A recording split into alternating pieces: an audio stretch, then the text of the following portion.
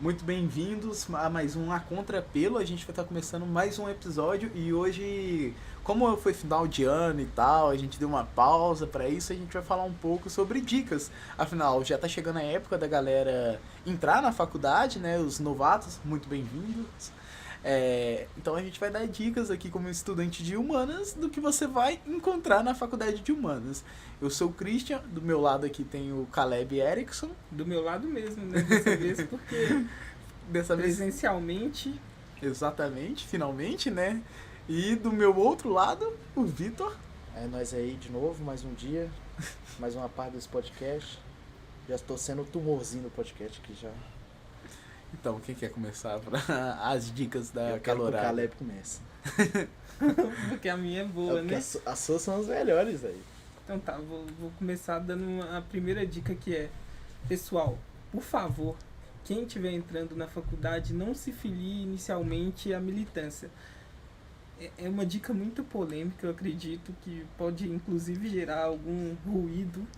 Mas por quê? Porque a gente tem caso concreto de gente que adentrou em certos partidos e acabou a faculdade para ele a partir do momento, inclusive amigos nossos, né, que eram muito bons alunos, e a partir do momento que entraram para a militância. E quando a gente fala militância, não é que você não deve se posicionar politicamente sobre o que você acha certo, o que você acha errado. O que eu tô falando é aquela militância exacerbada, exatamente, de entrar num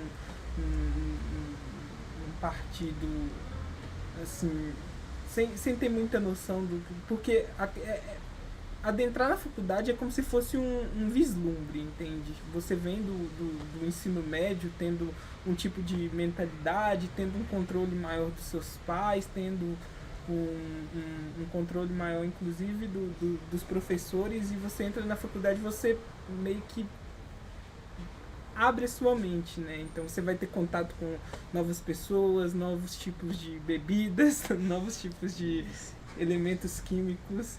Você vai ver de tudo. O importante, eu acho que nem é tanto da política, mas de qualquer coisa. Não se vislumbre com tudo, mas como é um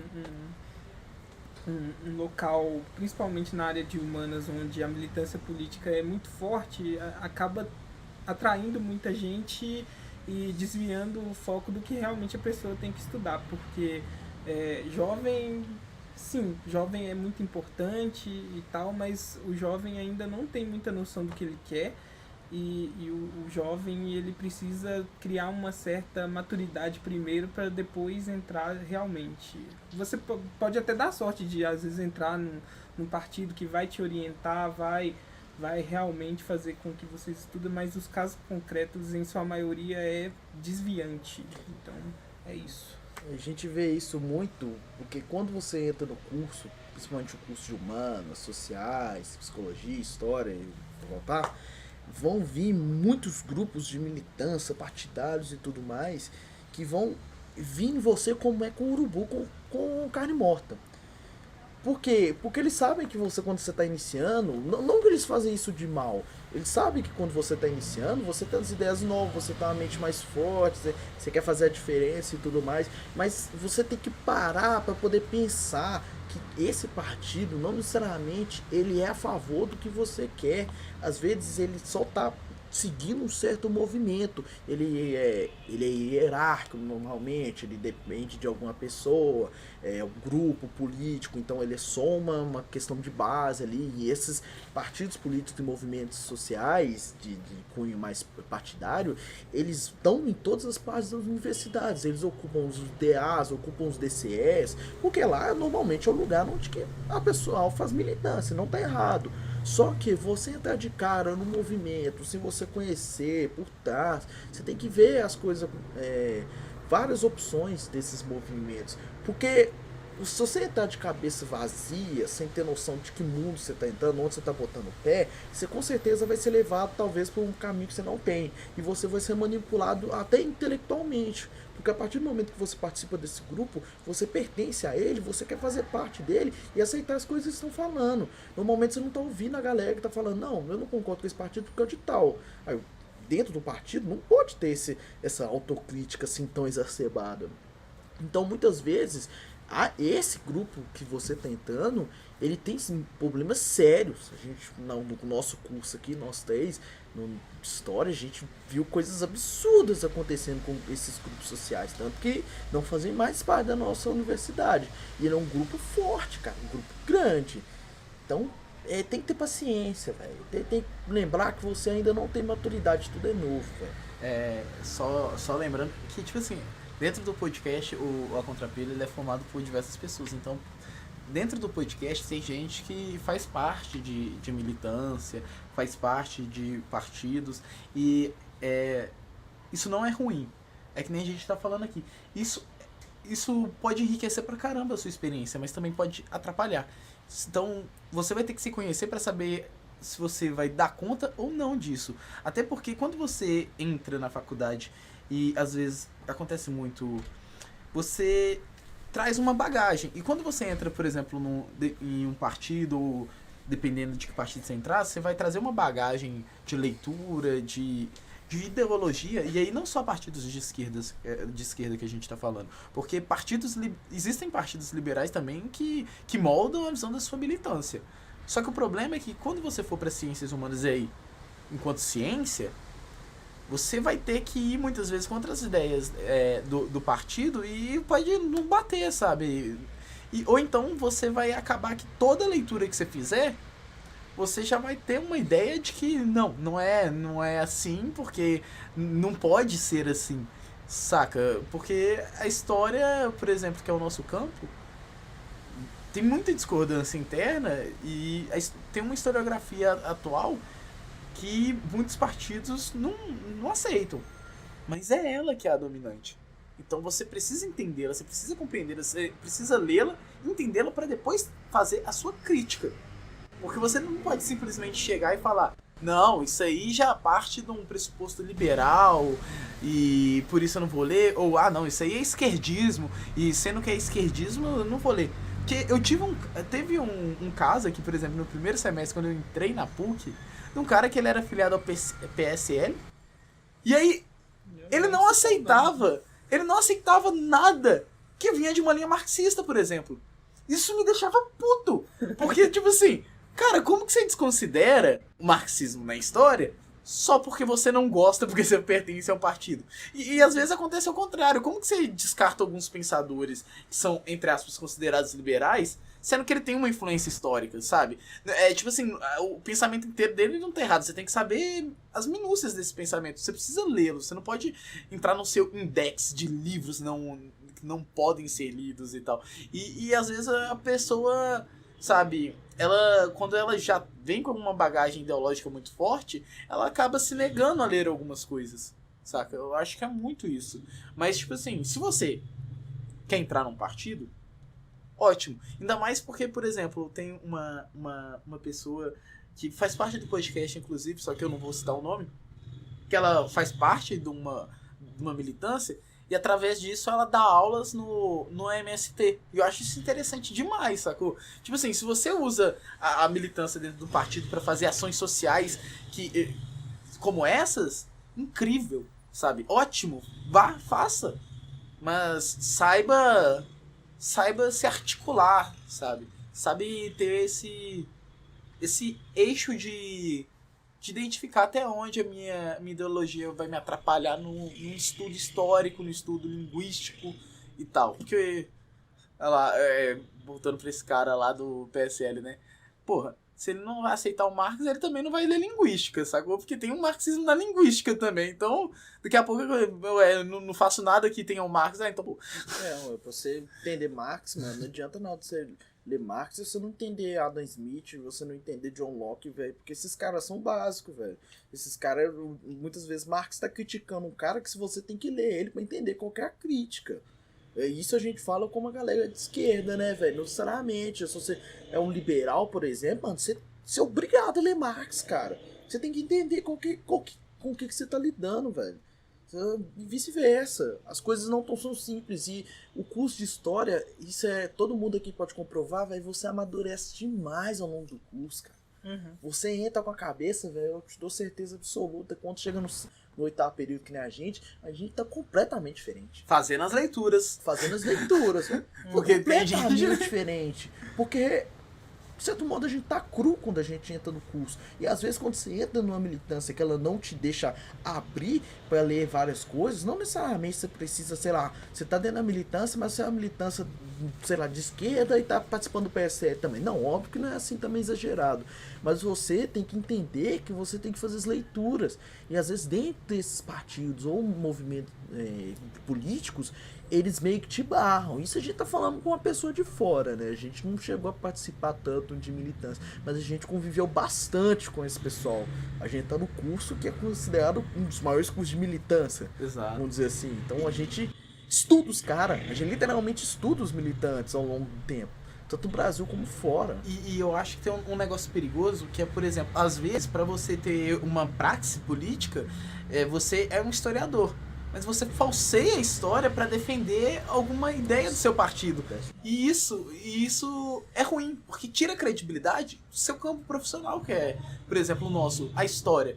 Você tira a credibilidade da história quando você tenta falsear, sabe? Você fala, eu sei que não é bem assim, mas para defender minha militância, eu vou esconder isso aqui e falar disso aqui.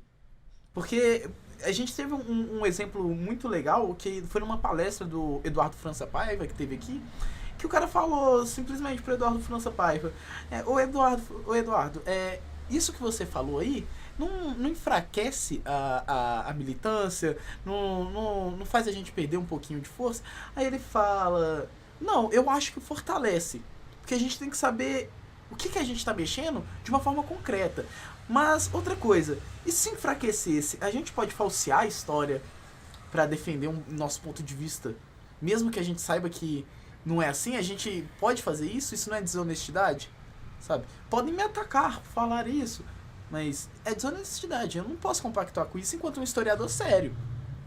E isso em qualquer área. Você não pode compactuar com falsear a sua área. Você tem que defendê-la metodologicamente, argumentativamente, respeitando a epistemologia, respeitando as questões básicas da área. Senão, as ciências humanas caem no descrédito. Vira o que a galera acha que é assunto. E não é isso. É método.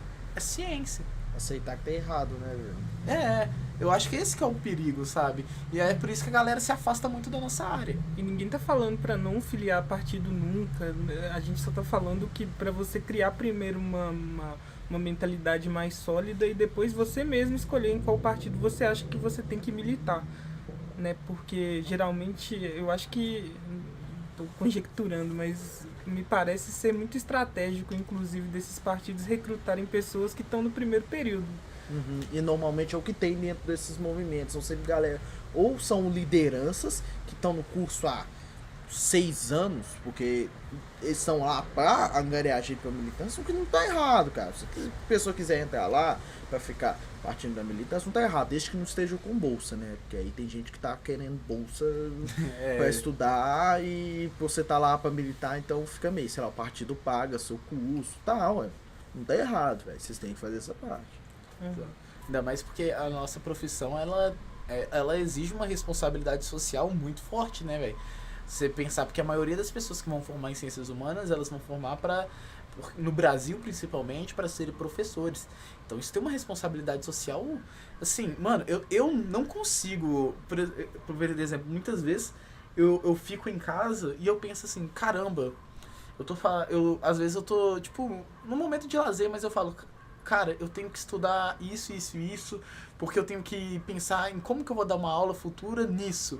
Então, tipo assim, às vezes você fica até meio doido, saca? Porque você fica pensando naquilo. Você tem que saber, você tem que consolidar um pensamento bem estruturado para você depois poder dar uma aula. E eu tô falando de uma aula, não você chegar lá e falar qualquer coisa. Mas demonstrar ao aluno o que você tá falando. Porque é que nem a gente falou no podcast sobre divulgação científica. A ciência, ela não é só chegar lá e falar como é. Isso é dogmatismo. Se eu não explicito como que eu cheguei a essa conclusão, o aluno pode simplesmente descartar. Porque se torna uma opinião, não se torna algo embasado. Então eu tenho que pensar como que eu vou articular todo o pensamento para eu conseguir explicar isso para ele. E isso me tira já o tempo de eu fazer qualquer outra coisa. Eu não sei vocês, mas eu fico exausto, cara, de pensar nisso. Isso é básico, cara. A gente vai... E se você tá interessado em entrar no curso de história, você vai entender isso aí que a gente tá falando. Porque a partir do momento que você entrar dentro da sala, que você estiver no primeiro semestre, vai vir muita gente, vai fazer esse negócio. E às vezes eles estão, tipo assim, é um movimento bacana pra caramba, mano, mas você tem que refletir, velho. Não é porque todo mundo tá indo, tá sendo legal e tal. E outra coisa também que acontece, diz aí, velho, é que muita gente às vezes não consegue juntar os dois, velho. Militância com o curso. E é muito normal as pessoas, por estarem dentro da militância e tudo mais, vai tomando pau, vai voltando. A pessoa que deveria estar formando tá lá no 4º período ainda, porque não tem tempo de participar das matérias, tá tomando pau por falta. Se você faz a sua militância e não preocupa com o curso que você tá fazendo, no caso nosso curso de humanas, cara, você meio que não tá querendo enriquecer o seu trabalho de base, cara, o seu trabalho de diálogo. Porque no curso de história, velho, a gente tá o tempo todo discutindo um com o outro. E se você tá dentro do seu movimento, militando, às vezes não vale a pena você tá dentro do curso. Às vezes vale a pena você mesmo para participar ele com mais afinco. O que não tá errado. Às vezes é difícil juntar os dois, e às vezes você juntando os dois, ficou ruim os dois. Você não tá conseguindo militar tão bem, ou você não tá conseguindo participar tão bem do curso. Aí fica um negócio mais ou menos, velho. Aí você tem que se entregar a essa área, sabe? Eu acho que a ciências humanas, ela exige que você se entregue, não só ciências humanas. Eu acho que qualquer coisa na vida que você vai fazer, você tem que se entregar, sabe? Eu tenho um amigo que ele faz física, que ele me fala com uma paixão que, mano, eu e ele ficamos horas discutindo física e eu faço história. Mas ele começa a falar de algumas questões que, sabe, eu vejo até possibilidades de diálogos futuros. E eu só consigo fazer isso porque eu me entreguei a minha área, sabe? A história. Eu vivo pra fazer, sabe? Pra fazer isso. Pra estudar a história, pra entender a história. Porque é um campo, velho, que por mais que você que tá entrando no curso, você vai ter uma pressão ferrada da sociedade pra você sair. Pra você fazer qualquer outra coisa. Que qualquer outra coisa vai ser mais gratificante. E vai ser, mas no sentido financeiro. Muitas vezes. A maioria das vezes vai ser, se você se empenhar. Porque é aquilo, não adianta também você ir pro, sei lá, quer fazer direito, mas você vai ser um mediano. Porque uma pessoa... Nem emprego você acha. Nem emprego você vai achar, é um lugar super lotado lá, sacou? É mais fácil então você ser mediano numa área não tão concorrida. Vai fazer biblioteconomia. Mas aí, mano, o curso de Não, mas... Cara, é difícil pra caramba. Não, eu tô ligado que é Quanta difícil. biblioteca tem no Você é doido, mano. Se bibliotecom mexesse só com biblioteca, tava de boa, mano. Os caras mexem com a PNT fudido, velho. Mexe com questão de organização de arquivo, Não, sim, eu sei que é difícil, mas eu tô falando que é pouco concorrido. Entendeu? É tipo assim, a nota de corte da UFMG, por exemplo, de biblioteconomia, era baixíssima até ano retrasado. Mas foi só um exemplo. Baixíssima pra você. Pra mim, passou de 600, é alto. Não, então, ela tava 500 e pouco. Ah, tá. Então. Entendeu? Então é bom. Era baixão. Não, mas eu falei só com um exemplo. Eu tô falando, tipo assim, faça alguma coisa então não concorrida, sabe? Se você quer fazer uma coisa mediana, faz uma coisa que ninguém quer fazer pra você tirar o seu. Mas que eu tocou num ponto interessante que quem faz história e quem quer ser professor, ele não adianta ele achar que vai ser professor só durante o momento que ele vai estar na escola, porque o professor ele tem que ser professor 24 horas por dia. Então a dose de estudo que ele tem que ter, porque história basicamente você vai ter que estudar no mínimo pra você dar aula 5.000 anos de história. E isso, assim, em questão de semanas, entende? Porque toda semana você, em questão de semanas, assim, pra dar aula, né? Porque há turmas diferentes e tal, e eu me lembro muito bem do professor Caio Boschi falando que não existe nenhum historiador bom antes dos 40 anos, né? Porque 50. Dos 50? 50. Dos 50 anos, né? Porque, exatamente, não é igual a algumas áreas, por exemplo, de física ou áreas de tecnologia que o menino tem 15, 16, 17 anos e já é aquele menino gênio que vai resolver o problema, que já sabe tudo que que se estuda hoje na física. História, filosofia, essas áreas são áreas que demandam muito tempo de estudo e demandam muito tempo de estudo sozinho. Então você tem que criar formas de estudar que se encaixem no seu esquema de aprendizado. Não adianta achar que só ir na aula, assistir, ler o que o professor mandar vai te fazer um bom professor, porque não vai. O professor ele tem basicamente na faculdade a função de te apresentar as principais obras, mas o tempo de estudo tem que ser realmente dobrado e que eu entendo que durante a faculdade é muito difícil, porque muita gente às vezes tem que conciliar, muita gente não, a maioria, né, principalmente na onde a gente estuda, em que a maioria é do ProUni, a maioria tem que trabalhar, muita gente às vezes não tem nem dinheiro para pagar passagem para poder ir para a PUC, e a gente não está falando que essas pessoas que elas devem estudar mais e tal, mas principalmente a partir do momento que você tem um tempo livre, depois que você formar, às vezes durante a faculdade você não consegue, muita gente que trabalha e não tem tempo, mas principalmente como projeto, tem que ter o projeto de ler muito. Não adianta você achar que vai ser um bom professor se você não dedicar a maior parte do seu tempo à leitura. Se você não quiser passar a maior parte do seu tempo lendo, debatendo sobre as coisas históricas, falando realmente sobre história, quer falar sobre, sei lá, construção da sua casa, comprar seu carro, entende? Você não vai ser um bom professor. Porque não adianta, velho. Você vai ter que estudar pra caramba, você vai ter que ler pra caramba, e a gente percebe muito no curso de história que os grandes historiadores dos anos 90 pra baixo, dos anos 2000 pra baixo, sempre são pessoas assim que nasceram numa família muito rica e não precisavam trabalhar a vida deles.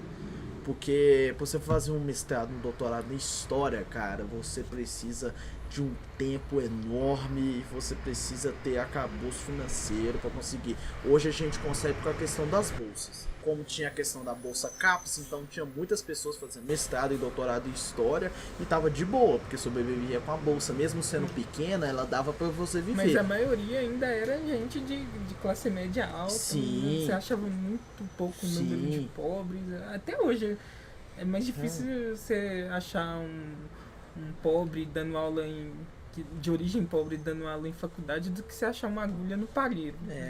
Porque você vai ver o sobrenome da galera de história, mano, você só acha o nome italiano, francês, você não acha um Silva, um Costa que nem a gente. E não difícil. Só em história, eu não sei se vocês já perceberam também, mas no campo de linguística, no campo das letras... Todo campo de humanas, velho. Mano, os caras... velho, nas humanidades, você poucas vezes vai ver alguém com um sobrenome... Costa, Silva, Oliveira. Sempre é um... Norighelli. E se tiver, é de 2000 pra frente, tá ligado? É de 2000 pra frente. Não, é sempre um nome francês, um nome alemão. Não que toda pessoa descendente de francês e alemão é rica, mas a grande maioria tem condições financeiras, velho. E é uma coisa que a gente percebe pra caramba, velho. A gente tem que entender que a gente é intruso nesse campo, que a história até hoje ela foi construída pelos ricos, entende? Mesmo que seja um rico com o mínimo de consciência disso, mas eles ainda têm a origem deles ricos e classe média alta, e a gente não foi convidado para essa festa, a gente tá aqui de penetra mesmo e a gente chegou para ficar. A gente tem 10 anos de curso de história, tipo assim, para pessoas de baixa renda. E considerando que as pessoas que têm bolsa são de baixa renda, tem isso aí ainda. Que o cara falou. E então... tem que ir muito na biblioteca, se você não for rico para comprar os livros, igual alguns têm muito dinheiro para comprar livros, para esses então a biblioteca assim, sério, velho, você tá entrando no curso atualmente, não vai pro DA jogar China, não siga o exemplo do Vitor, não siga o meu exemplo, entende? Quando você tiver um tempo livre, você vai pra biblioteca, pega qualquer livro aleatório e vai ler, entende? Isso vai fazer muita diferença. Ou também vai jogar China. A gente não tá falando pra você não ter diversão. Eu acho que... Eu até imaginar o que é China, né? Não. Tipo assim, a gente não tá falando pra você não ter diversão. A gente tá falando pra você ter diversão, mas lembrar que o curso que você escolheu exige uma responsabilidade social muito forte, sabe? Porque, tipo assim, tem muita gente que entra e acaba que acha que é só diversão. Não, é um curso divertido, né? É um curso divertido. É um curso gostoso de fazer se você souber aproveitá-lo. Mas é um curso que ele exige uma seriedade, sabe? Ele exige que a pessoa esteja ali, ela sacrifique, como toda faculdade, mas que ela esteja nesse curso 24 horas por dia. Ela se dedique, né, nessa jornada. E, é claro, a faculdade ela vai te matar, aos poucos. Entende? Ela vai matar sua vontade de estudar. E, tipo, não é sendo negativo, mas isso acontece sempre.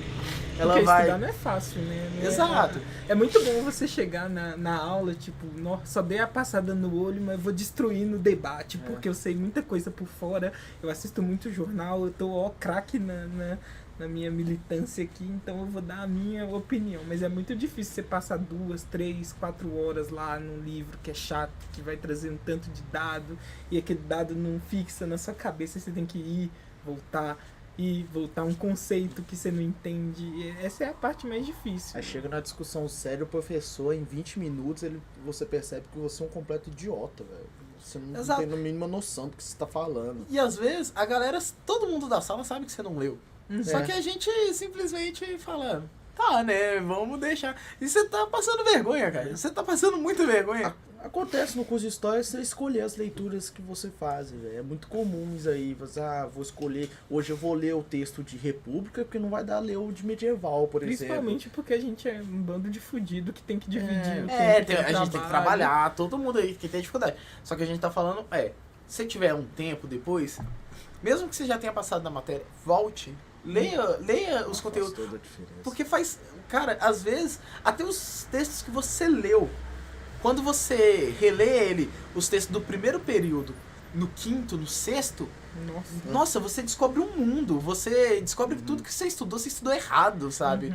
Mas não é que era ser errado, não era que estava errado, mas você não tinha maturidade pra entender tudo que aquele texto podia dar. Demais. Hoje eu leio, tem um livro que todo semestre eu releio ele, e todo semestre tem coisas novas. E eu fico assim, cara, por que eu não consigo ver isso? Quando que esse livro vai me entregar tudo que ele tem pra me entregar? E eu simplesmente não sei responder. Talvez eu nunca consiga, porque as interpretações sempre vão mudar. Mas eu preciso reler, pra eu entender, pra eu fixar o conhecimento e também pra eu saber como ele é estruturado pra eu contra-argumentar.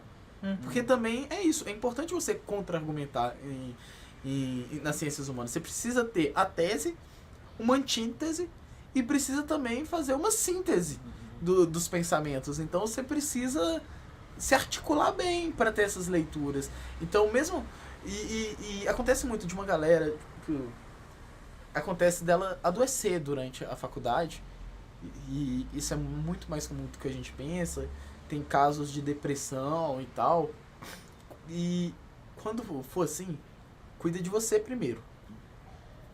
Tente ficar bem para que você consiga fazer isso bem.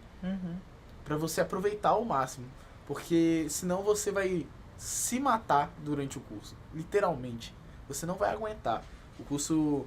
Você não vai aproveitar o que o curso tem para te dar. E você ainda vai ficar pior se você não se tratar. Se você não parar o curso e falar, tá na hora de eu fazer uma pausa, porque eu não tô conseguindo me entregar para isso, e isso tá me fazendo mal. Porque é difícil, quando a gente tá no meio do curso, às vezes a gente também tem a ânsia de acabar. Então a gente fica lá, não vou pausar, não vou pegar menos matéria esse semestre, porque eu tenho que finalizar esse curso, eu tenho que fazer isso num tempo hábil, tal. Nunca faça isso. Não faça. Não. Você vai adoecer, Eu tô você não vai exemplo aproveitar o próprio curso. de puxar a matéria até da...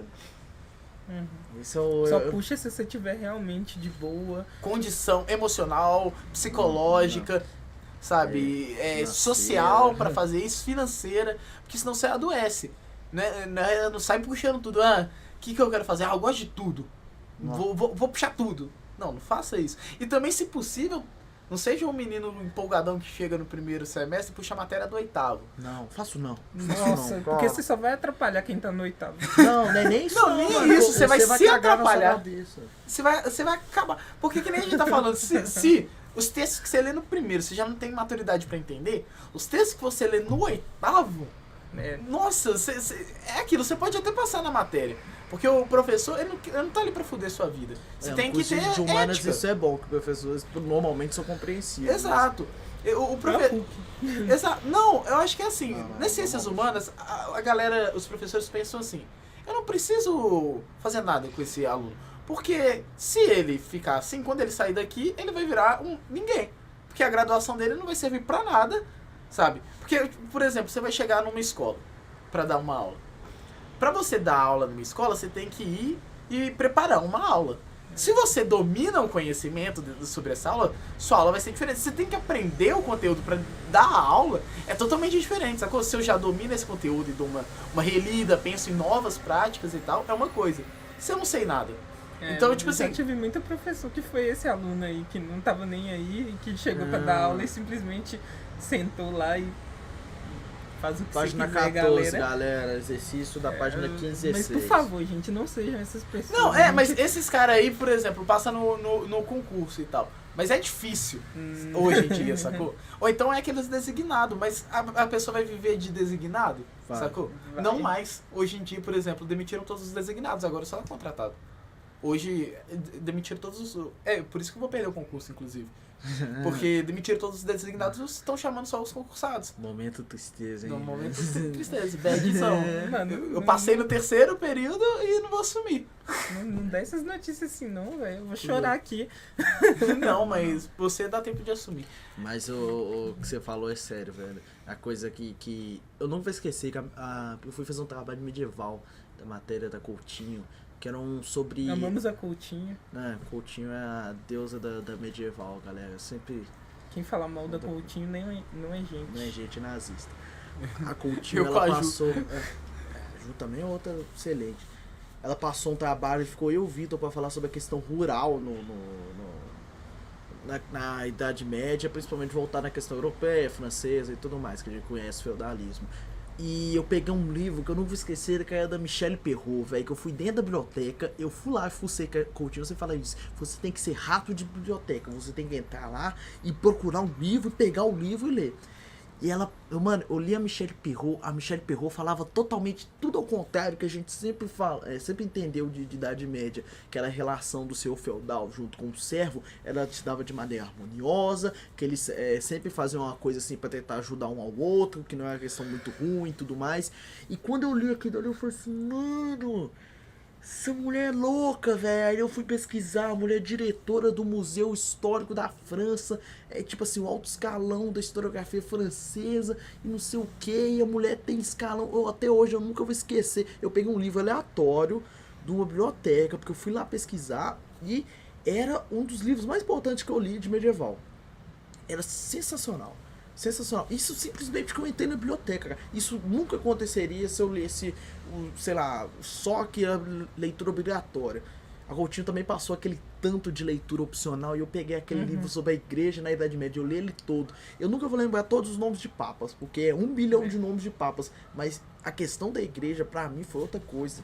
Leitura no curso de história é tudo, velho. Nossa, Tudo, esse trabalho da Coutinho me fez lembrar que eu fiz com o Naubert e a gente fez sobre as cruzadas e a gente Nossa, pegou ficou sensacional. um livro que eu acho que até hoje é dos melhores livros que a gente já leu, eu e o Naubert lemos na graduação. É um livro assim que todo mundo deveria ler, que é A Cruzada Vista pelos Árabes, porque principalmente ela abriu a perspectiva, isso no terceiro período, de que a história que a gente aprende, a história que a gente vê é sempre da visão do Ocidente, né? E a gente tem a ajudinha de que quando chega na Idade Moderna, o Oriente simplesmente desaparece da matéria, mas assim, isso meio que abriu nossos olhos para entender que a visão que eles têm de história, a visão que eles têm de história é tão diferente que contrasta com a da gente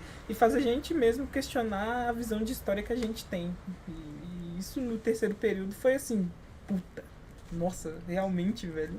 A gente sempre estudou o nosso ponto de vista, mas existem outros e isso pra mim... Existem marcou. outras histórias, nossa, que magníficos, né? A história não é só europeia, né? Que nem eu com os mongóis, né, velho? Depois que eu fui estudar mongol, que eu vi o primeiro podcast, o SciCast. Foram 3 SciCasts sobre a história dos mongóis, tão grande que ela é. Fui pesquisar coisa de mongol. Mano, eu sou apaixonado com mongol até hoje, Quem velho. não é, velho? Os mongóis é sensacional, mano. Eu falta mongol no curso de história, é isso que falta. Verdade. E Falta essas- Gengis Khan. Falta de. Não, o Gengis Khan é só um menorzinho deles, mano. O filho dele é tudo, velho. O Gengis Khan unificou todas as tribos, mas o filho dele bateu na porta da Europa, velho. Sem noção, mano. O cara invadiu a muralha. Mano, eu fico acostumado com os caras criaram uma muralha pros caras não pular, os caras pulou, velho. Um bando de nômade. Proporam uma aliança com a Europa para Propôs. eliminar os árabes. Os bizantinos pagaram pra eles não entrarem lá no Bizâncio, velho. É surreal. E outra coisa que eu quero falar, e pelo amor de Deus, gente, é quando vocês aprenderem alguma coisa, não fiquem loucos na militância pra usar isso pra qualquer coisa. Entenda que conceitos científicos, eles são feitos para a gente na academia usar na academia. Não tenta usar o conceito científico com o tiozinho João da padaria pra silenciar o cara, entende? É, velho. Isso aí é ridículo, sabe? Fala na linguagem do povo. Quando você estiver no povo e na academia, você fala a linguagem da academia. Entre os pares, a linguagem dos pares, sabe? Eu sei exatamente o que você tá falando. Eu sei qual o conceito que você tá usando aí, mas eu não vou falar, não. Exato. Porque ele é o... Isso é... Porque eu vejo que é tipo assim, a galera, eles esvaziam o conceito. O conceito é algo hiper importante nas ciências humanas, porque é uma ciência de conceito. É uma ciência conceitual. Tudo que a gente entende, a realidade que a gente vive, a gente entende ela a partir de conceitos. Os conceitos, eles vão condensar determinados eventos, determinados acontecimentos, organizações, numa palavra. E essa palavra é importante. Se você esvazia o significado dessa palavra, sabe, é foda, porque aí quando você precisa usar ela, você não pode usar, porque ela foi tão banalizada que ninguém respeita essa palavra mais, sabe? Eu acho isso horrível, porque descredibiliza a nossa área, saca? Fica parecendo que a gente é um bando de militante que tá aí, velho. Qualquer coisa que a gente aprender, a gente vai ficar falando isso aí, velho. Não, velho. Não adianta nada você não conseguir transmitir o que você tá aprendendo na universidade sem transmitir isso pra galera que tá fora, velho. Você vai comprar pão no seu João e chega e pergunta ele se ele conhece a microfísica do poder de Foucault. Pelo amor de Deus, velho. Chega pro tiozinho e fala assim, não, você sabia que na verdade, velho, cada um assim meio que tenta ter um poderio sobre o outro, porque tem um cara que chama Foucault que ele fala isso aí, velho. Tem um conceito mó da hora que a gente aprende lá na faculdade. Não, até uma coisa mais idiota, velho. Que Você já vira tá um até mais babaca, banal, isso que é o nome, babaca. que é a questão das classes, sabe? Você não vai chegar pro João e explicar a ele como que é a luta de classes assim, tipo, do nada. Você precisa falar numa linguagem diferente, entende? Você não vai, porque geram classes sociais que vão levar Você vai ter que falar de uma forma entendível pra ele. Não é simplesmente você usar um conceito como se esse conceito se fosse autoexplicativo, sacou? O conceito ele não é autoexplicativo.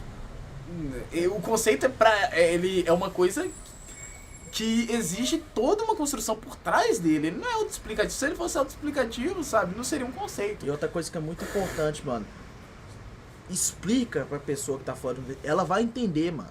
Nem que ela entenda por parcelas, mano, não vai achar que você é mais inteligente que ninguém por estar aqui dentro da universidade, não. Você não é.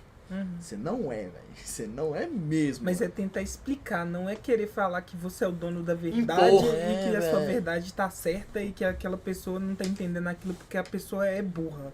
Entende? Ela vive em outra realidade, entende? Ela conversa de outra maneira, você vai tentar explicar, mesmo que seja o conceito mais difícil que você conhece, entende? Você vai tentar explicar aquilo, porque se você não conseguir explicar de uma maneira clara, quer dizer que você não entendeu aquele conceito. Esse é o ponto. Você está simplesmente usando aquilo para tentar mostrar uma superioridade para a pessoa. É o exemplo do Richard Feynman, né? Que eu adoro, né, velho? Exato. O cara dava aula pra criança. O cara é um dos pais da física quântica, cara, da mecânica quântica. O cara estudava coisa absurda que totalmente inimaginável que não conseguia nem usar. Funkão. Nem conseguia usar pra questão experimental, mano. Mas ele ia lá, juntava um tanto de criança e dava uma palestra todo ano. Porque, mano, tudo dá pra entender. Como é que é aquela frase que eu falava? Que você fala, se você não conseguir explicar o seu conceito pra sua avó, você não entendeu ele. Bom. E é difícil. E é difícil. Mas dá. Ninguém é burro. Ninguém é burro. Eu tava tentando achar aqui o poema do Fernando Pessoa, que eu acho que ele fala muito bem essa questão de, tipo assim, não tentar impor uma verdade sobre o trabalhador, que é uma parte da tabacaria em que ele fala assim, eu estudei sobre ele ter estudado o conceito de amar, de viver, estudado tudo isso, mas ele invejava as pessoas que faziam tudo isso sem saber nada disso. Porque é possível viver, é possível crer, é possível fazer a realidade de tudo isso sem entender nada disso. Então, sabe, às vezes a pessoa, ela não pode não saber conceitualmente o que é ela, mas ela vive aquilo. Então, ela conhece, ela pode não saber explicar. Ela pode muitas vezes não saber como falar aquilo. Mas ela entende, é da realidade dela também, você não tá falando nada que não esteja na realidade dessa pessoa. Porque você tá estudando a ciência do homem, a sociedade. Então, se você acha que ele não entende aquilo, ou que ele não vive, sabe? Ele tá ali, ele é um ser vivo, ele faz a ciência que você estuda, inserido numa sociedade. Inserido no modo de produção. Provido de saber próprio. Ele não é um ser eunuco, ele tem conhecimento. Por causa de Nietzsche. Eu tô... Ah, não vai citar Nietzsche. Eu gosto demais de Nietzsche, mas não gostava, né? Mas pelo amor de Deus, mano. Você tá virando a Thaís, mano, tá falando só de Nietzsche, né? Eu cresci. Eu falava isso com o Caleb, eu gostava muito de Nietzsche, aí eu deixei de ser adolescente pra ele tem uma proposta ao niilismo muito interessante. Eu gosto de niilismo, mas assim, sou jovem adulto agora. Eu tô naquela fase que o Nietzsche e o Hegel me... Entendeu? Então, você tá na fase errada. Que fase errada? Isso aí dá uma... Isso vai pro doutorado. Caleb esteve nessa fase aí lá pro segundo, terceiro período. Hoje cresceu, não cresceu, cara? Não, mas aplicado na consciência histórica? Não, que isso? Isso você tá inventando, você acabou de inventar isso. Explica aí, o que é consciência histórica em 10 palavras? Consciência histórica em 10 palavras. Consciência histórica é aquilo que você entende da história. A leitura que se faz dessa história. Como que ela é lida por uma sociedade. Tem um nome diferente pra isso aí. Memória. Não. Esse cara, Consciência histórica em memória. O cara pescando pra ver se o cara cai, né, velho? Você é doido usar teoria de história. Isso aí é pra vocês, mano. Eu acho pedra. A última dica que eu tenho pra falar é... Pessoal, participe de todas as iniciações científicas, extensões, tenta desde o segundo período, entende? É algo que acrescenta demais para quem está entrando no currículo, porque fazer pesquisa demanda um esforço muito grande, demanda um esforço com pressão, que é aquele esforço que ou você faz ou você não vai conseguir dormir, ou seja, você vai passar noites em claro, tentando estudar, tentando chegar no ponto, mas é que é muito gratificante quando você consegue o resultado. E eu acho que é algo que eu queria que alguém tivesse chegado para mim no início do curso e falado, olha, Caleb, começa a fazer projeto, começa a tentar chegar no professor e falar, o professor me ajuda, porque principalmente a partir do sexto período, assim, eu acho que teve uma mudança na minha mente, que foi, eu parei de enxergar o professor como aquela figura distante, que tá mais preocupado com os problemas dele. Geralmente tá muito preocupado com o problema deles também, mas assim, são pessoas que geralmente são muito abertas a te ajudar, e que se você chegar, tentar construir junto com ele algum projeto, ele vai te ajudar, e que no futuro vai fazer muita diferença, porque o que demanda hoje, principalmente se você quiser fazer alguma pós-graduação, fazer pesquisa na área de história, é você saber fazer um projeto bem escrito, é você tentar de toda forma, porque você tenta a primeira, às vezes não passa, na segunda você já vai ter uma experiência e vai fazer uma grande diferença na sua trajetória acadêmica, mesmo se você for dar aula, porque se você aprende a escrever melhor, você vai aprender a ler melhor, você vai ter uma leitura mais, vamos dizer assim, treinada para realmente achar o ponto principal do texto, que é coisa assim, realmente é treino, entende? Você lê um texto às vezes e não entende nada, depois de ler outros textos, você vai aprendendo a ter um feeling de pegar o ponto principal, de pegar um ponto que às vezes ele está citando, um conceito que você passa despercebido e você vai aumentando a sua carga de leitura e vai aumentando o número de conceitos que você tem na cabeça. E vai chegando no momento que os textos vão ficando mais fáceis, vão ficando mais naturais e que você vai virando cada vez um melhor profissional. E eu acho que a pesquisa ela cumpre um papel muito importante nisso. E se tivesse alguém que chegasse nas pessoas, se vocês quiserem, conversem também com pessoas que já participam de pesquisa. Geralmente aluno de ciências humanas também é muito aberto a dar dicas. Ninguém vai querer roubar seu projeto, ninguém vai querer roubar sua pesquisa, até porque sua pesquisa provavelmente vai ser uma bosta, porque pesquisa de quem nunca fez pesquisa geralmente é aquela ideia assim, nossa, eu vou estudar a Revolução Francesa, entende? E todos os seus âmbitos. Aí chega, professor, quero estudar a Revolução Francesa.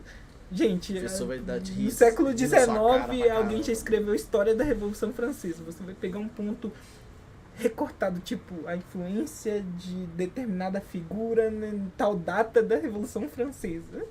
Entende? Você vai afinando enquanto você vê essa pesquisa. E querendo ou não, para você fazer generalizações é um ponto muito mais para frente da sua carreira. A gente tá num ponto das ciências humanas que generalizações já são, sabe, é pouco provável que você consiga fazer. Alguém já fez. A gente fazia aula. Alguém já fez e a galera, alguém já fez, a galera falou assim, opa, não é assim mesmo, assim, porque esse cara aula. aqui, ele é diferente. Tipo assim, se você quiser dar aula, você até consegue usar essas generalizações, mas se você quiser fazer culpa pesquisa... do capitalismo. Pô, normalmente velho, mas tem que ser mais tem que ser mais específico. Dentro da luta de classes, hoje a gente já entende, luta de classe. Então tem coisas dentro da luta de classe, então a gente lê ainda dentro dessa luta de classe, entendeu? Então, sabe, a realidade da luta de classe no Brasil é diferente da realidade de uma luta de classe, sabe, no Chile, diferente de... Marxistas do século XX discordarão de você, mas eles estão no século XX. Hoje a gente está no século XXI. Então, galera, quando for ler... Marxismo ortodoxo. Ortodoxo não, marxismo vulgar. Quando você for ler os caras, mano, é importantíssimo ler os clássicos, mas ler os caras que estão falando que estão errados. Porque às vezes eles têm razão, velho. Não vai ler os caras... Aí, ó, voltando à questão da militância. Às vezes você pega um partido, um certo partido que voltado a certa ideologia, voltada dentro de um recorte, você vai ver, tem uma galera falando que você tá errado, que você tá pensando errado e tudo mais, mas não, esse cara aqui é que tá certo. Que não sei o que, mano. Mano, tem um mundo atrás, mano. No curso de humanas a gente aprende muito isso, velho. Que... Mano, você tá errado em algum momento. Em algum momento alguém falou que você é burro, velho. E às vezes normalmente tá mais certo. Frequente do que... Normalmente tá certo, velho. Você não tem jeito de você ser um grande historiador na Revolução Francesa e saber pra caramba de Antigo Egito, velho. Não tem jeito, velho. A não ser que você viva pra isso, velho. Não, velho. E uma coisa que eu quero falar, e que eu passei por isso, que é o seguinte. Quando você sai do ensino médio, às vezes você sai... Calma aí que tem um carro roncando aqui na rua. Filho da puta. Mas assim, às vezes você sai da escola com uma defasagem muito grande, e você fica naquela pressão, né? Eu preciso achar uma universidade boa, eu preciso passar na melhor universidade para fazer meu curso e tal. Cara, relaxa. Pô, não tenha medo de entrar numa universidade B, numa universidade C, se for o caso. Porque o que vai importar no final das contas é o quanto você se dispõe a dedicar naquilo que você entende. Então, às vezes você pode começar você pode começar numa faculdade C. Unisquina. O pessoal chama sabe? de Unisquina. A galera fala, você tá numa Unisquina. Estou, mas eu faço a faculdade. Não é a faculdade que me faz, eu faço. Eu tô aqui, eu me disponho, eu posso ser, sabe, um excelente pesquisador mesmo numa universidade que não me dá estrutura pra isso. Só que você vai ter que procurar, você vai precisar se esforçar mais. E meios por fora, né? Porque Exato. a bibliografia tá aí disponível pra qualquer um. Exato. Se você tá na Unisquina, velho, na hora que você for fazer, se você for um bom aluno, na hora que você for fazer um mestrado, um doutorado, mano, você não vai pra Unisquina, porque normalmente eles não tem pós-graduação. A pós-graduação desses cursos de humanas são a galera top, velho, é o curso top. E se você é um bom aluno, mano, independente, velho, você vai conseguir passar, velho, nessas pós-graduação. E não tenha medo também de, tipo assim, beleza, eu entrei na que deu, como deu, agora eu vou terminar minha graduação aqui. Não, cara, não precisa.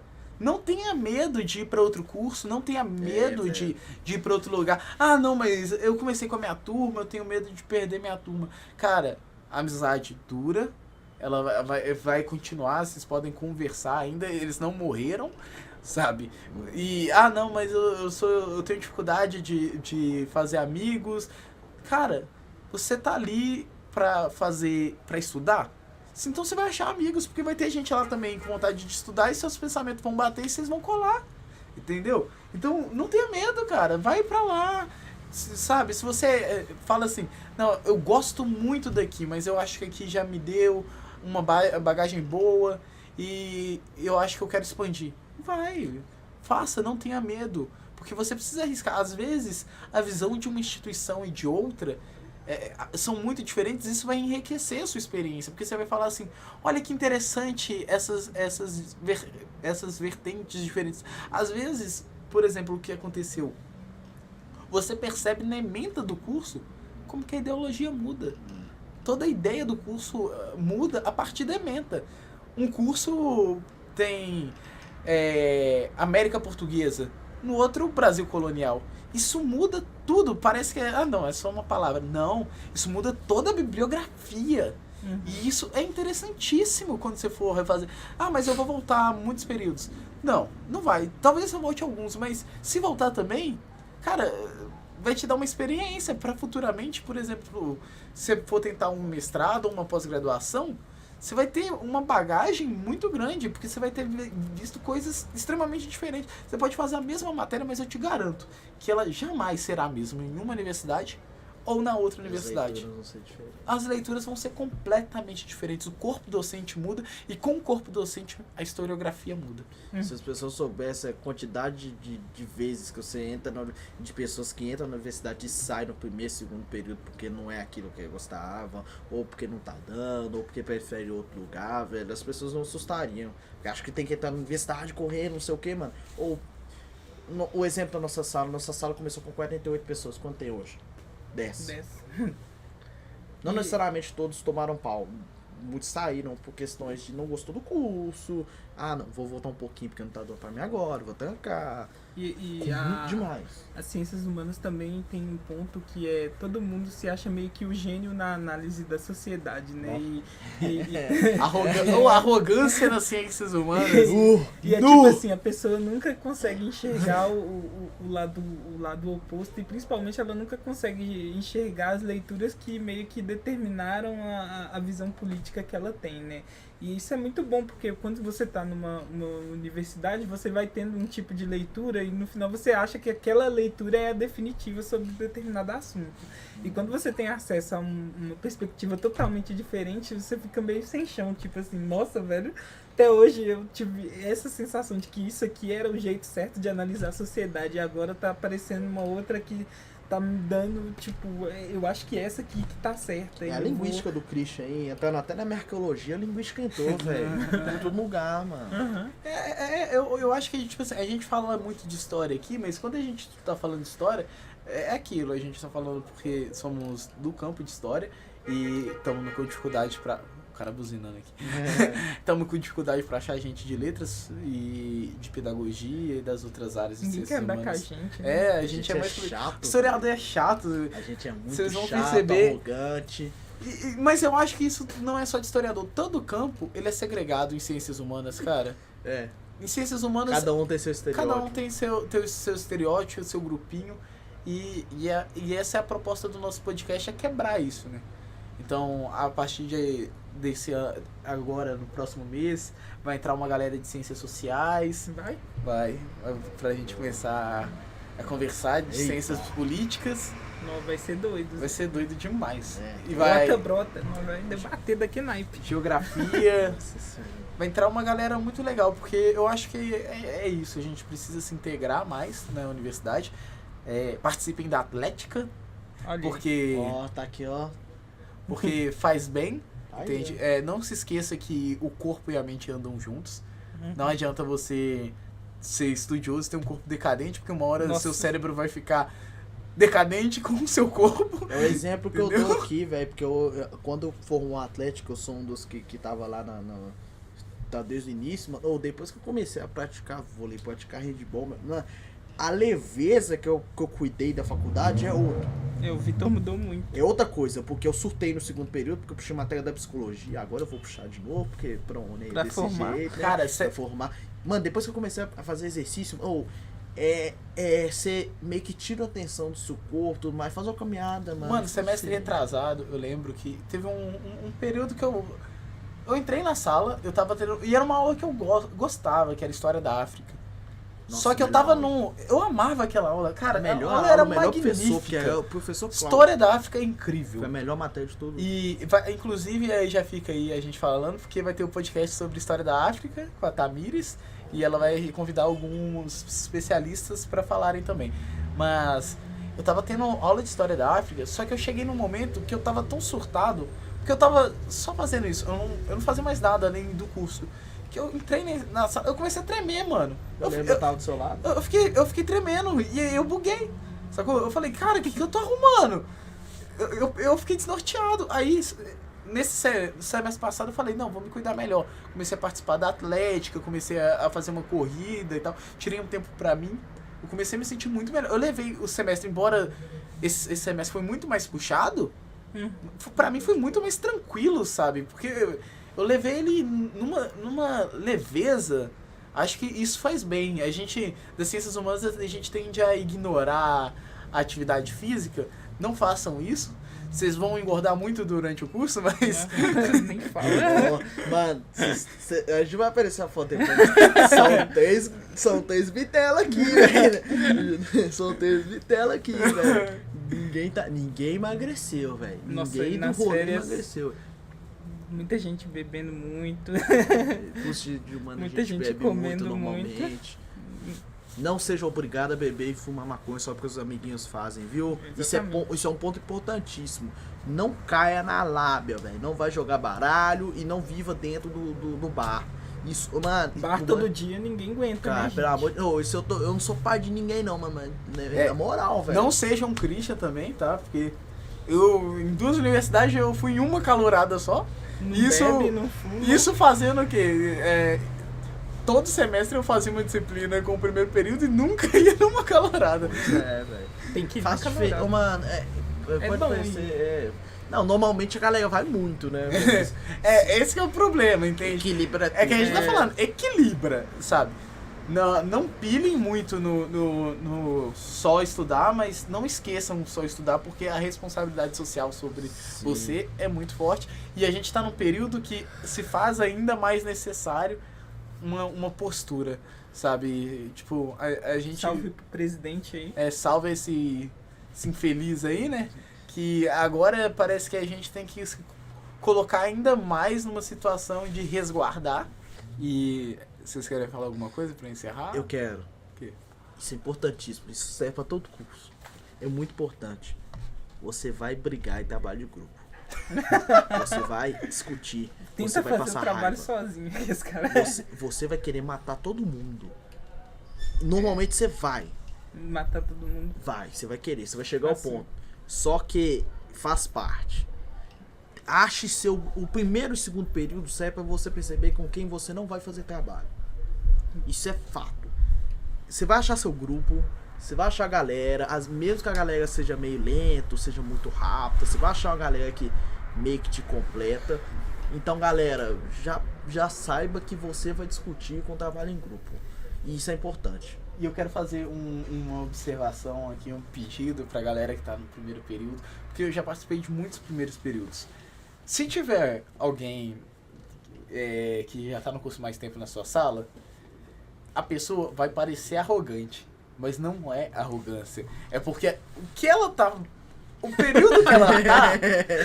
não, eu não tô falando nem por mim. Experiência boa. Mas, sabe, porque a gente tem muita gente lá que tá irregular. Aham. E vocês já ouviram, sei lá, Sei. a galera fica puta. Por quê? Porque eles estão no período do curso que às vezes eles chegam com umas ideias, e sabe, e na academia eles não estão acostumados ainda àquele debate, que é um debate saudável que a gente tem, de crítica.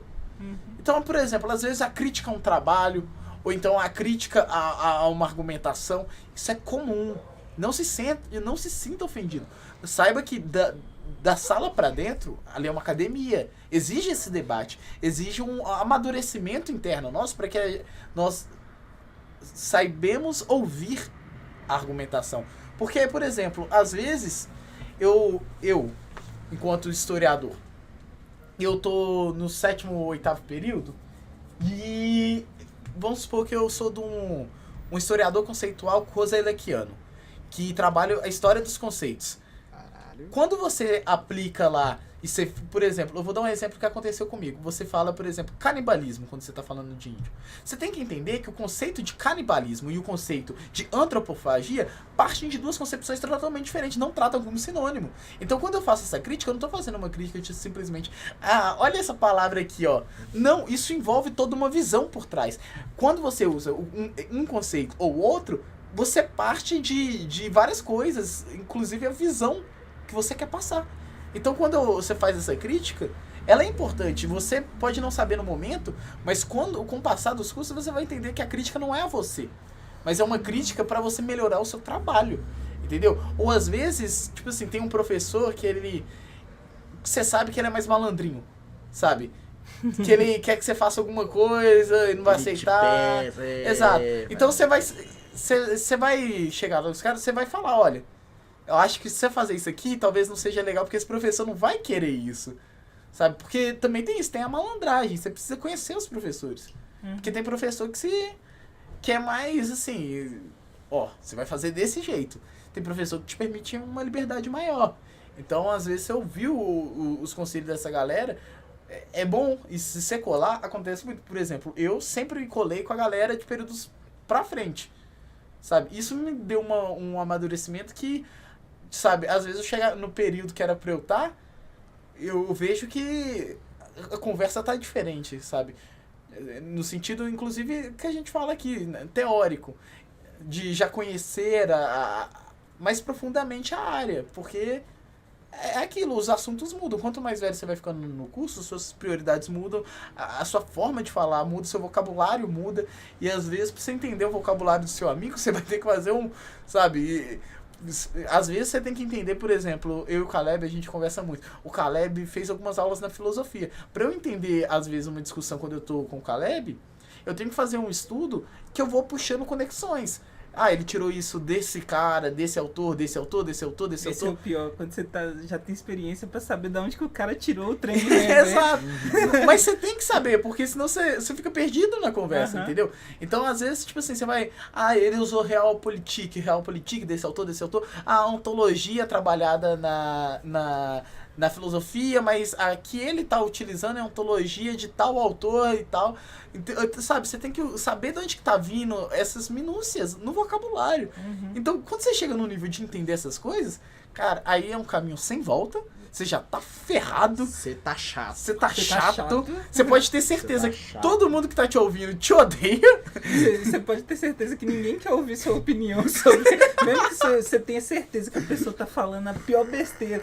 E vai acontecer. Você ouvir a pessoa tá falando aquela besteira, Nossa, sabe? da história é mestre. Gigantesca, e você vai ter que ficar calado, porque a pessoa não tá nem aí. Porque você tem pra falar. A gente da história, a gente estuda tanto negócio que uma das coisas que eu mais falo com meus amigos é tipo assim, não é bem assim não. Né? Das não, calma, coisas, não fala isso não. Assim, é mais ou menos, assim, não é bem assim. Não, na verdade é desse jeito. A gente é assim, porque, cara, os caras estão falando as coisas erradas que a gente sabe que tá errado, cara. E a gente fica cutucando, porque a gente estuda pra caralho isso aí, velho.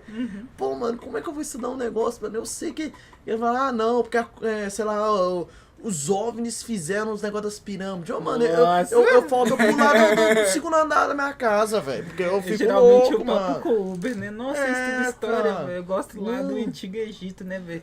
Eles falam que quem construiu aquela pirâmide foram os extraterrestres. Não, mas se a gente fosse colonizado pela Holanda... cara. Não, porque a Idade das Trevas, na época, não sei o que, aconteceu. Eu falei assim, não. Israel assim. é um país protegido por Deus. Israel é um estado de legítimo. Calma aí. Eu não tinha que ser instruído, ok? Não, você vai sabe? Às vezes você se torna chato. E, inclusive, porque, por exemplo, às vezes você tá no... Por exemplo, você tá no 8º período. Nossa. Você vai fazer uma matéria que você ficou devendo no 2º. Às vezes o professor tá falando alguma coisa, e você no 8º período já passou, já fez um estudo mais aprofundado, e você discorda do professor. A galera vai achar que você tá, tipo assim, sendo soberbo. Mas não, às vezes é porque quando o professor vai passar a matéria pra você, ele tenta simplificar de uma forma, sabe, por você ser, por exemplo, no 2º período, tão simples, que é até errado, sabe? Porque ele faz de uma forma só pra você ter... Ele sabe que você não tá na fase, só que pra mim, isso é a pior coisa que um professor pode fazer.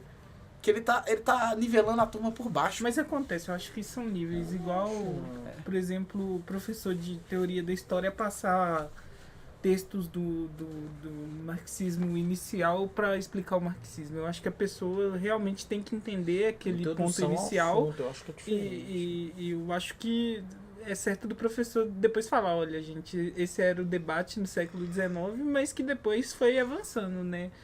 Então eu acho que é sempre bom colocar alguns marcos temporais. Olha, esse era o pensamento que se tinha naquele momento, o próprio Marx. Exato, eu acho que é porque, por exemplo, tem uma coisa que é, por exemplo, eu sou de história. Se eu vou fazer uma aula de filosofia, às vezes... Ainda mais história e filosofia, que tem uma relação muito íntima de hora proximidade, de hora distanciamento radical. Então, na aula vai surgir umas discordâncias por causa da área, sacou? E eu acho que isso é a melhor coisa que pode acontecer pro entendimento da aula. Nossa, eu fico muito maravilhado, por exemplo, quando eu tô fazendo alguma aula compartilhada e a galera de letras começa a falar sobre, sabe, conceitos e coisas que é da área deles, mas que a gente não tem tanto contato na história, porque eu falo, ali que tá a interdisciplinariedade de verdade. É nesse momento que eu vou realmente aprender. Porque se interdisciplinariedade pra mim é isso, é esse diálogo, porque quando você faz uma matéria compartilhada, você só ouve o professor, vamos supor, tá lá, história, geografia, letras numa sala, e um professor de filosofia, e ele falando sobre filosofia.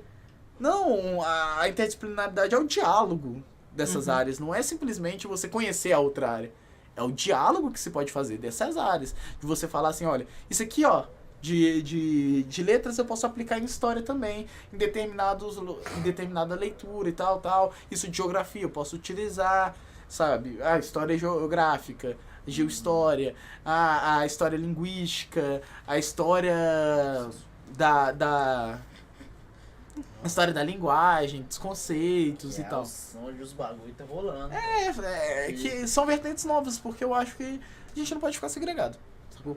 A gente precisa começar a fazer isso, e se a gente não fazer na faculdade, a gente não vai fazer em lugar nenhum. Porque mestrado, se a gente não fazer na graduação, no caso, porque o mestrado, o doutorado e tal, você não tá lá mais pra dialogar nada, você tá lá pra fazer seu trabalho. Então, poucas vezes você vai ter a oportunidade de ser interdisciplinar lá. Você vai ser interdisciplinar na graduação. Se você não for interdisciplinar na graduação, aí você vai ter que fazer um corre muito maior pra você conseguir recuperar isso. Porque aí a chance passou. Porque graduação é 4 anos, o mestrado é 2, o doutorado 4, mas aí o doutorado você não tá ali pra ser interdisciplinar, você tá ali pra fazer uma coisa que você já sabe, é um bagulho que você já tá estudando. Você não vai decidir que no doutorado eu vou fazer história com psicologia. Você sabe alguma coisa de psicologia? Não. Você quer aprender no doutorado? Você vai fazer doutorado na psicologia, né? Aí você vai ter que fazer uma graduação à parte. Você vai ter que fazer uma graduação sozinho. Ler nas partes sozinho. Exato. Você perdeu sua chance total de ser interdisciplinar e de tomar um couro na graduação. Que era num lugar que era pra você tomar um couro fudido, pra depois você tomar outros couros mais assertivos. Então, acho que é isso. Quer falar? Não, tô de boa. Não, última coisa que eu vou falar aqui, que isso aqui é endereçado ao Caleb, velho. Que é o Caleb novo, não o Caleb hoje, que era respeita os professores. Os professores sabem muito mais que você. Não ria dos professores. Não ache que eles não estão falando se ache bobagem, superior. velho. É verdade, gente. Respeita o professor. Porque o professor não tá ali porque, sei lá, cara, ele pagou pra estar ali, não, velho.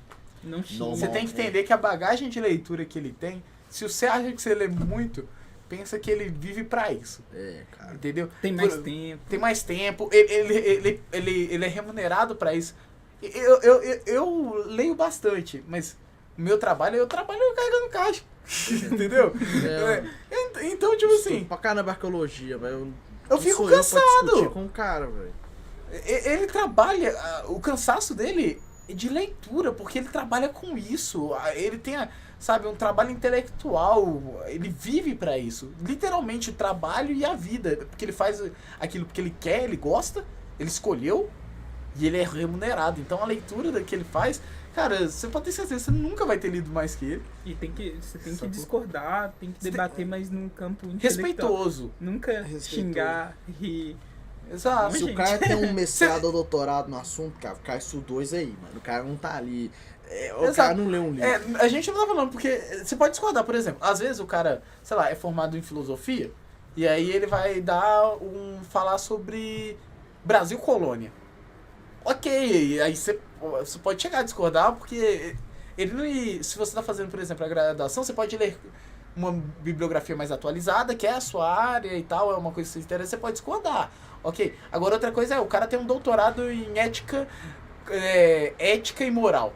Aí você quer, em história, falar o que é ética e moral pra esse cara? Ah, mano. Se coloca no seu lugar, né, Você moleque? tá passando vergonha. Você, pô, velho, você tá, sabe, você não rola, não rola.